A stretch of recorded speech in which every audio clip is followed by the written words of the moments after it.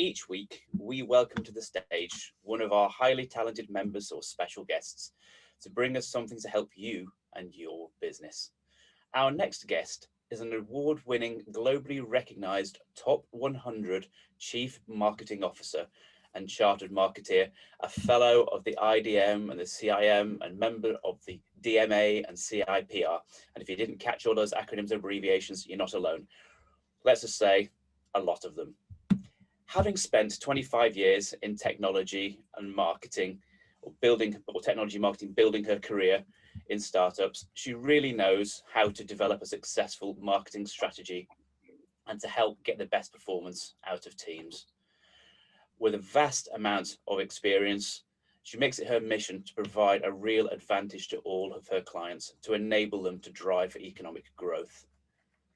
She's a vice chair of various organizations such as the DMA Talent Council and a registered mentor, coaching, marketing specialist, and much, much, much more. And I could be here all day telling you all about a lot of the awards and various accolades that she has truly deserved to earn. So I bring to you our very own Jarmila to tell us more about this week's talk. Over to you, Jarmila. Thank you, Richard. Good morning, everyone. And I'd like to sort of preface this by saying, like for every business here, 2020 last year, proved immensely challenging. What I'm going to share with you today is my insights and experience, hopefully to help you, and also to say that actually, we took our own medicine. As a business ourselves, we had to take a step back as well. And last year, in doing that, we sharpened our business operations and we focused in on our clients. And it's great that we're spending these 3 weeks to really dive deep into clients, because before we can, successfully sell, or you should be spending any money on your marketing, absolutely, you need to really become an expert on your clients. So it's great that we're taking this time to do this. So in focusing in on my clients, I looked at, most of them, and I looked at what they really needed. And for most of them, it wasn't about doing more marketing, but it was about taking their step back, devising what their right strategies were, and then looking at how they should be implementing that. So by taking that approach, and we obviously focused in on the marketing aspect of that, they could see how to better invest in their business and build better client relationships.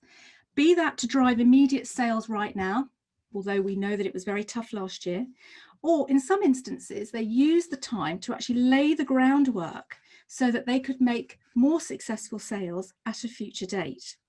So today I'm going to talk through just a handful of slides, and I'm going to ask you to think and reflect. And as I share some of the insights and tips to help you create messaging, because today's session is around messaging, I want you to really do that, think and reflect, because there's lots that you could do. But if you take just a couple of actions from today, you'll be headed in the right direction. But I have tried to pack a lot in here because everyone's at a different stage, have different needs, and it is always difficult to ensure that you can give everything to the people that they would need. So, but as a quick recap, because Adrian's asked me to do a quick recap on last week for those that weren't with us, what did we cover last week? Well, critically, we covered if you market to everyone or you try and sell to everyone, you end up selling to no one. But by building a clear picture of your ideal client, it's going to lead you to better business success, less wasted marketing and sales budget and resource time, more profitable sales, more satisfied and loyal clients, and ultimately, you're going to be happier. We share templates, and on today's session LinkedIn post, I have reposted Adrian's fabulous, there's that word again today, fabulous templates. So do use them if you haven't already. And what I would say is it's okay to have a high level picture of your client in mind for today if you weren't with us last week and you didn't do the groundwork on that. But if you did and you drill down deeper, even better. But so long as you've got a picture in your mind of your client, your ideal client, what I'll cover today will stand you in really, really good stead. And just because you've got an ideal client in mind, it doesn't stop you selling from others, okay? But it will give you focus and something to realistically aim for. So let's get started. Regardless of the size of your business, it's critical you keep this message in mind. Distilled to its essence, marketing is about attracting interest, which your proficient sales team then converts to business. Now, for some of us, we do both of those roles. We are the marketer and the seller for the products and services we have. But the key is to be mindful of what we're doing and when, whether it's a marketing action or a sales action. So insight number one to share with you today: businesses that succeed have the attraction factor. And thinking about your business and your business vision, goals and objectives, ask yourself, how attractive are you? And by this, I mean, how effective are you at customer attraction, finding the right customers, talent attraction, finding and retaining the right team members, partner attraction, joining forces with strategic partners, investor attraction, raising funding and high levels of it, buyer attraction, getting on the radar of buyers for those of you that may be looking in the near future to exit your business. With a strong attraction factor in place, a business can support its sales team, its human resources, its alliances, its board and its shareholders, so that you can achieve your vision and ultimately the business objectives you've set in your plan. And at the end of last year, Michael ran through some planning sessions for us to know what our business objectives are for this year. Now, we all see this in the world. Some businesses seem to have clients clamoring to work with them, and others have to scrabble around for every piece of business. And you're probably picturing some of those businesses in your mind already. They could be brands you like, they could be brands you aspire to be like, or it could be brands that you buy, products that you use yourself. But how do you get the attraction factor? So here's insight 2. Only by aligning your marketing strategy and your execution to your business vision and your business plan, factoring in, the new business environment we're living in now, and the intelligence about your ideal client, can you truly optimize your marketing and support your marketing and sales efforts to realize success. So aside from needing to know what my clients provide, products and services, as I mentioned, I'm a marketeer, I prioritize the discussion at the start of any engagement with my clients about their ideal client. So that's what's critical. You think about that, your ideal client. So in planning your messaging, you need to keep that ideal client in mind and think about the work that you did on this last week. So let's dive deeper into the topic of client acquisition. And let's think about some of the factors about your ideal client. So these are some of the things to consider. They've shifted, their buyer behaviour has shifted. They're suffering from information overload. They've got a really short attention span and they're time poor. They've got lots of challenges, business, personal, other, society at the moment, lots of things happening in the world. And they've got fundamental needs. They need to know, like, and trust who they purchase from, and they need to know they're getting good value. But who's in control of your sales conversation? Now, life's got a lot more busy and challenging, and it feels impossible to find a way to cut through because, this buyer behavior has evolved. And there's been various studies to actually say that, we've even got the attention span of not even a goldfish these days. So there was a study done a little while ago, and in the year 2000, it was an average of 12 seconds attention on a piece of content. That then went now down to 8 seconds. Now, I might have lost a lot of you already because I'm talking and you may have already been distracted and looking at other things, doing your email, but I'm hoping you're still focused on this session. A goldfish has an attention span of 9 seconds. So we've really got to focus in on grabbing attention and keeping it, because it's tough, so that we don't lose people. So also think about you. Don't just think about your client. Think about you. Think about some of the marketing options that are in front of you. And you may be doing some of these. You may be doing some form of digital marketing. Now, that's not just website. That's other things as well.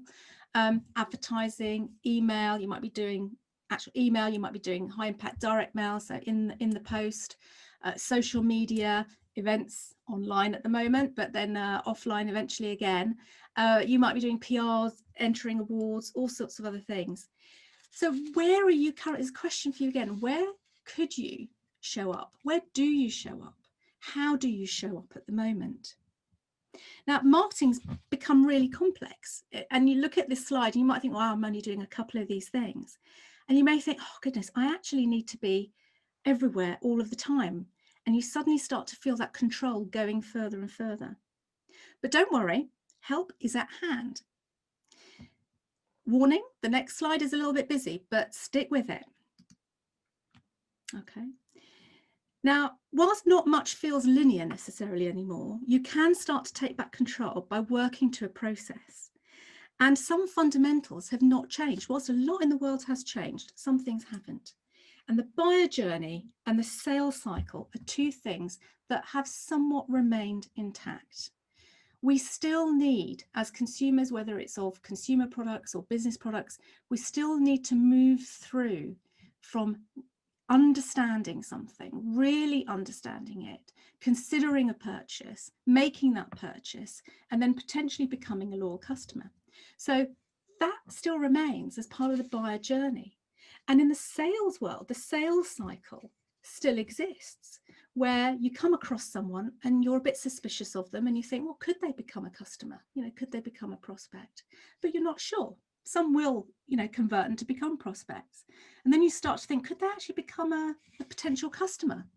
Could they become a really valuable customer? Could they become a loyal customer?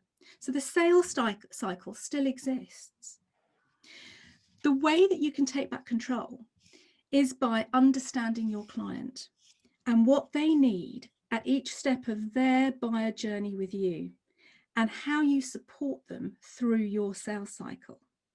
And this is where you start to shape your marketing strategy. And there's all sorts of marketing strategies out there. There's your digital strategies, your content strategy, there's all these different things flying around.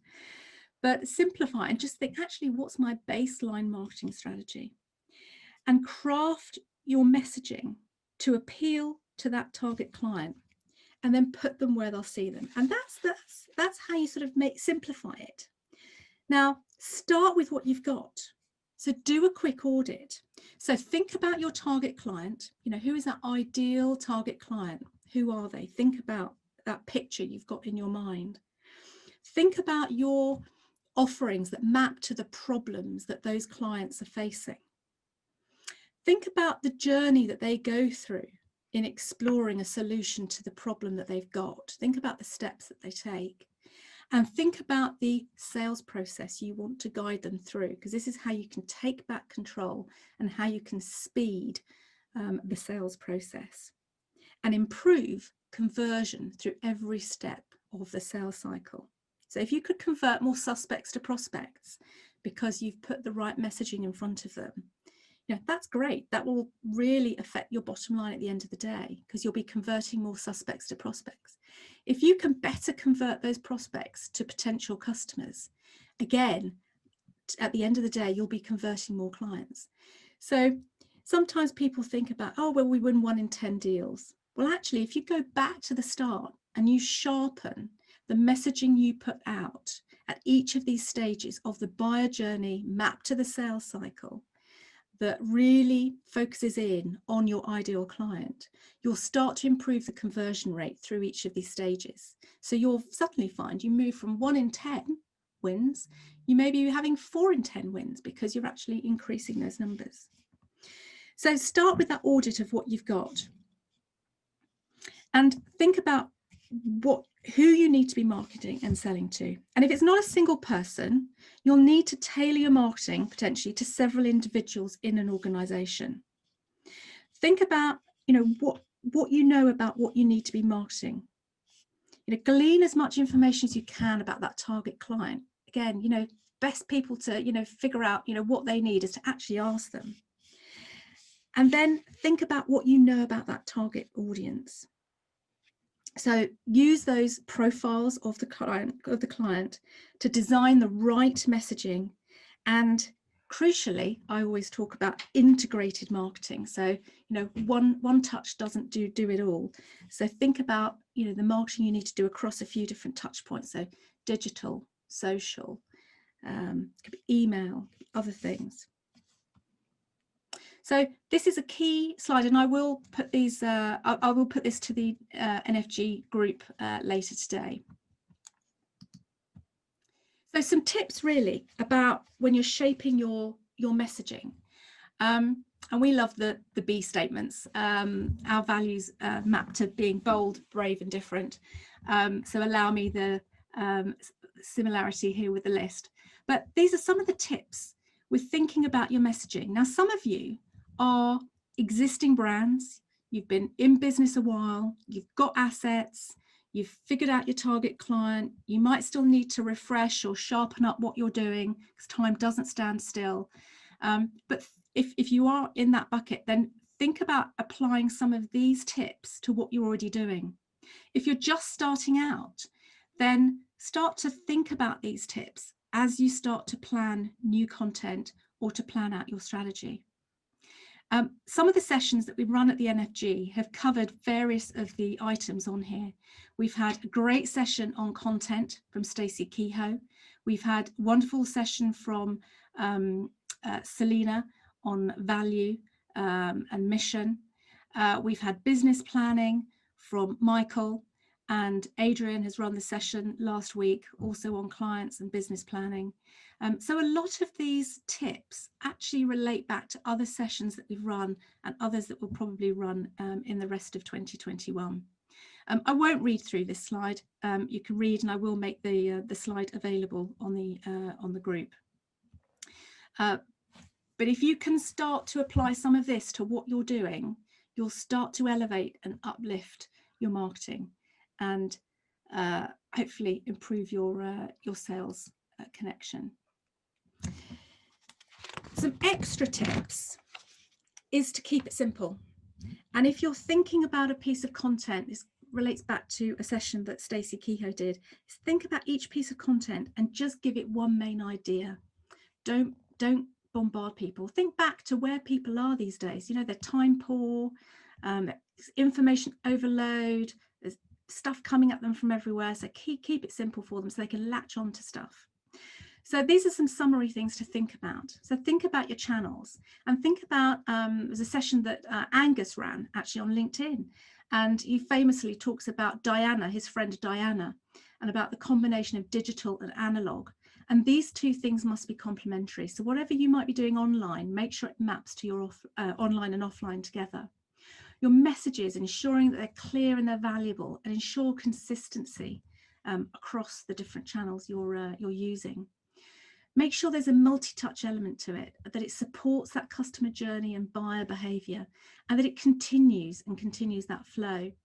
Have that focus on the customer and the customer needs. So keep thinking, what is the problem that you solve, and message about that in your marketing and your sales materials.